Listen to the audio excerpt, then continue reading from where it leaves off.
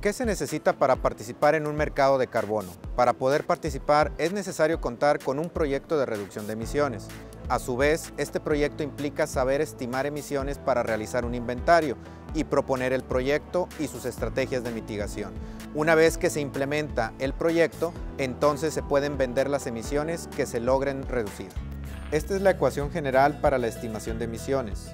E es emisión total, A es la tasa de actividad, FE es el factor de emisión y ER es el porcentaje de eficiencia de reducción, si aplica dependiendo de la tecnología. Pero antes de saber a detalle cómo hacer una estimación de emisiones, comenzaremos por conocer uno de los elementos de la ecuación, los factores de emisión. El factor de emisión es un valor representativo que relaciona la cantidad de un contaminante con una actividad asociada a la liberación de ese contaminante. Por ejemplo, hay un factor de emisión para la cantidad de CO2 que emite un vehículo en movimiento y otro para la cantidad de CO2 que emite una estufa encendida. Estos factores de emisión facilitan la estimación de emisiones de varias fuentes de contaminación del aire. En la mayoría de los casos, estos factores son promedio de todos los datos disponibles de aceptable calidad y son considerados como representativos para todas las instalaciones en la categoría de la fuente. Para esto existen entidades que han hecho estudios experimentales de los que resulta un promedio, por ejemplo, el factor de emisión de CO2 para una fuente móvil a gasolina, que puede aplicar para cualquier tipo de vehículo que use gasolina independientemente de su tamaño, modelo o cilindrada, entre otros. Para efectos de este curso utilizaremos los factores de emisión de dióxido de carbono, metano y óxido nitroso, ya que la combustión de materia orgánica, principalmente de combustibles fósiles, es la actividad del ser humano que más genera estos gases. ¿Sabes por qué la combustión genera estos gases de efecto invernadero? La combustión es una reacción de oxidación que requiere oxígeno y una chispa inicial para que ocurra.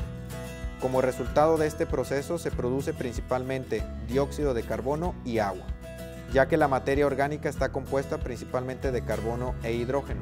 Sin embargo, hay materiales orgánicos que también pueden contener oxígeno, nitrógeno y azufre, lo cual a su vez puede producir reacciones secundarias de combustión que generan otros contaminantes gaseosos como el óxido nitroso, metano y dióxido de azufre. Como sabrás, las emisiones de gases de efecto invernadero pueden ser generadas por diversas fuentes. Por esto, los factores de emisión pueden representar dos tipos de emisiones, las directas y las indirectas. Por un lado tenemos los factores de emisión que representan las emisiones directas generadas al hacer la combustión de materia orgánica o de combustibles. Por ejemplo, las emisiones por la quema de carbón para generar energía eléctrica. Por otro lado, están los factores de emisión de las emisiones indirectas generadas al producir un producto o servicio. Por ejemplo, las emisiones de la energía que se necesitan para producir 1 kilogramo de acero o fabricar una botella de PET. Inclusive por cada kilowatt hora consumido en tu hogar se generan emisiones indirectas de gases de efecto invernadero. ¿Alguna vez te has preguntado cuál es el impacto ambiental que tiene la ropa y los accesorios que usas diariamente? Todo aquello que usas en tu vida cotidiana tiene un impacto ambiental y son un claro ejemplo de las emisiones indirectas de gases de efecto invernadero, ya que las compañías que producen estos productos emiten contaminantes durante el proceso de fabricación. ¿Te das cuenta cómo todo a nuestro alrededor de alguna u otra manera tiene un impacto ambiental? ¿Qué te imaginas que podemos hacer para mitigar nuestro impacto?